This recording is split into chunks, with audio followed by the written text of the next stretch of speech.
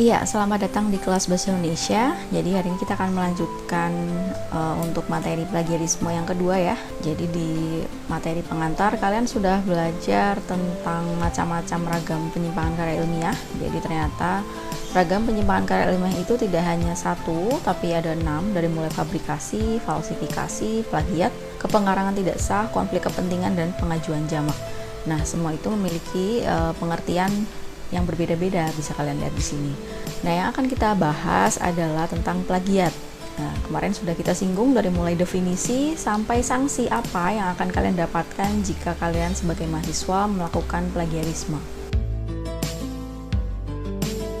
Ya, mengingatkan kembali definisi plagiat menurut Peraturan Menteri Pendidikan RI Nomor 17 Tahun 2010, di mana plagiat merupakan perbuatan sengaja atau tidak sengaja dalam memperoleh atau mencoba memperoleh kredit atau nilai untuk suatu karya ilmiah dengan mengutip sebagian atau seluruh karya dan atau karya ilmiah pihak lain yang diakui sebagai karya ilmiahnya sendiri tanpa menyatakan sumber secara tepat dan memadai.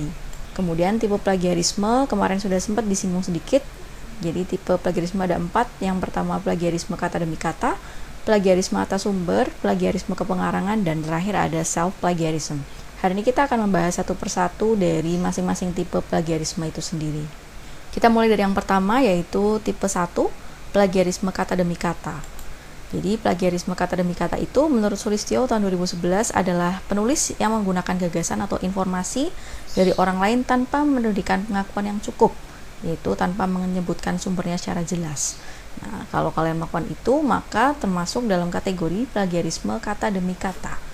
Kemudian contohnya seperti apa? Nah, kalian bisa lihat di sini.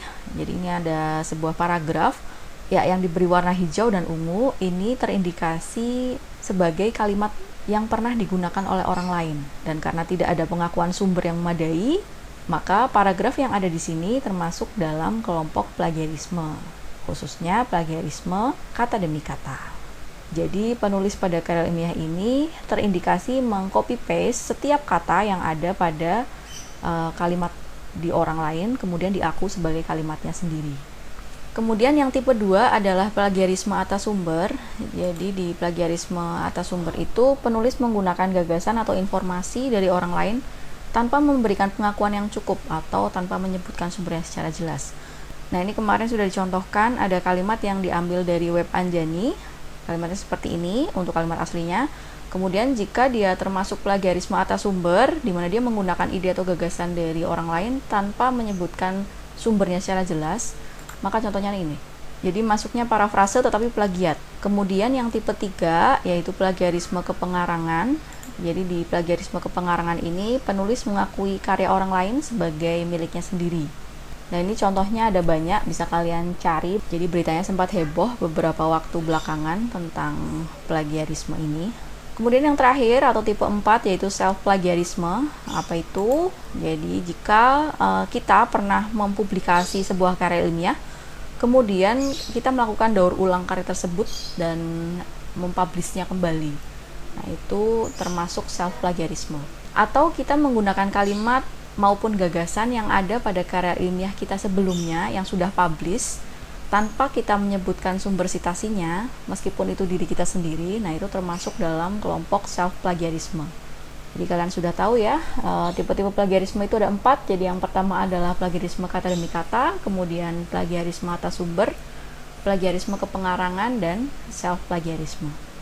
Kemudian bagaimana cara untuk menghindari plagiarisme? Kurang lebih ada 5. Yang pertama yaitu sertakan citasi. Nah, ini salah satu cara yang dapat digunakan untuk menghindari plagiarisme. Contohnya seperti ini. Jadi adanya sumber yang memadai di sini merupakan salah satu bentuk pengakuan terhadap gagasan orang lain yang kita gunakan di karya ilmiah kita. Kemudian tips yang kedua, catat berbagai sumber daftar pustaka. Nah, kita dapat memanfaatkan reference manager otomatis. Salah satunya adalah Mendeley. Jadi ini merupakan salah satu yang biasa digunakan karena cukup mudah dan gratis. Nah, penggunaan Mendeley nanti akan dibahas di materi berikutnya ya. Cuman sekarang kalian perlu tahu bahwa ternyata ada reference manager otomatis yang bisa memudahkan kita dalam membuat karya ilmiah. Jadi untuk memudahkan kita dalam menulis citasi jika referensi yang kita gunakan cukup banyak. Kemudian yang ketiga adalah interpretasi. Jadi caranya adalah kalian membaca dulu, kemudian setelah itu ditutup dan kalian interpretasikan hasil bacaan kalian dengan kalimat sendiri. Nah, hal itu bisa dicoba sebagai langkah untuk menghindari plagiarisme. Kemudian berikutnya yang keempat yaitu melakukan parafrase. Jadi parafrase itu kemarin sudah sedikit kita singgung, kita mengubah kalimat orang lain dengan bahasa kita sendiri. Nah, ini adalah contohnya. Kalian bisa amati di contoh 1 dan contoh 2. Ini ada kalimat aslinya seperti ini, kemudian diparafrase. Dan jangan lupa, setiap memparafrase tetap sebutkan sumbernya, karena gagasan orang tersebut kita gunakan. Nah, tapi hati-hati dalam melakukan parafrase, ya, jadi hati-hati. Kenapa hati-hati? Karena salah-salah kita memparafrase bisa termasuk ilegal. Nah, ini contohnya ada kalimat asli seperti ini, kemudian jika diparafrase yang versi plagiat, itu kalimatnya akan seperti ini. Itu tidak boleh. Lalu sebaiknya seperti apa parafrase yang dilakukan? Nah, parafrase yang legal adalah seperti ini. Bisa kalian amati perbedaannya. Jadi hati-hati dalam melakukan parafrase. Pertanyaannya, dari contoh tadi, kira-kira apa yang membedakan antara parafrase plagiat dan parafrase yang legal? Kemudian tips menghindari plagiarisme yang terakhir adalah menggunakan aplikasi anti plagiarisme. Salah satunya adalah Turnitin. Ya, jadi Turnitin ini dapat digunakan untuk mengecek similarity atau kesamaan sekaligus menunjukkan sumber asli dari kalimat tersebut diambil. Nah, biasanya dia diberi tanda berwarna-warni seperti contoh yang di awal saya sebutkan tadi. Nah, ini adalah contoh hasil Turnitin sebuah karya ilmiah ya. Jadi di sini hampir semuanya di bold. Nah, ini berarti menunjukkan kalimat ini diindikasi milik dari karya ilmiah yang sudah dipubliskan oleh orang lain. Nah, Turnitin itu bisa tahu sumbernya dari mana. Jadi di sini ada angka 5, oh berarti diambil dari sini. Kalau kita klik, itu kita akan menuju ke kalimat asal dari si karya ilmiah ini. Ini 11, berarti dari nomor 11 gitu. Kemudian dia juga bisa memprosentase berapa persen similarity-nya. Di karya ilmiah ini menunjukkan sebesar 76%. Jadi cukup tinggi. Jadi sebaiknya pada saat kalian menulis karya ilmiah, dihindari untuk meng-copy paste dari karya ilmiah yang sudah pernah dipubliskan oleh orang lain. Jadi kita boleh tangkap idenya, kemudian kita parafrase dengan kalimat kita sendiri, dan jangan lupa sertakan sumbernya, karena gagasan atau informasi tersebut kita dapatkan dari orang lain. Jadi kurang lebih 3 langkah yang dapat kita lakukan untuk menghindari plagiarisme menurut Syaputra tahun 2012. Ada akui, yaitu pengakuan sumber acuan, sebutkan nama dan tahun. Ya, kalau kita mengutip kalimat orang lain atau gagasan atau informasi, jangan lupa sebutkan nama dan tahun. Itu merupakan sebuah bukti pengakuan terhadap sumber acuan yang kita gunakan.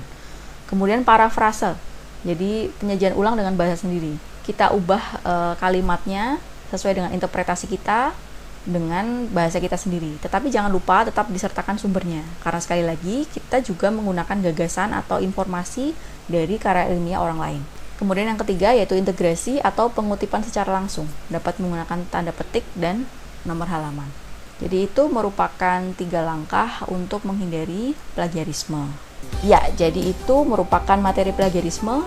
Kalian sudah belajar dari mulai definisi plagiarisme, kemudian macam-macam plagiarisme, ruang lingkup plagiarisme, sanksi plagiarisme, sampai akhirnya hari ini kalian sudah belajar tipe-tipe disertai contoh dari masing-masing plagiarisme itu sendiri.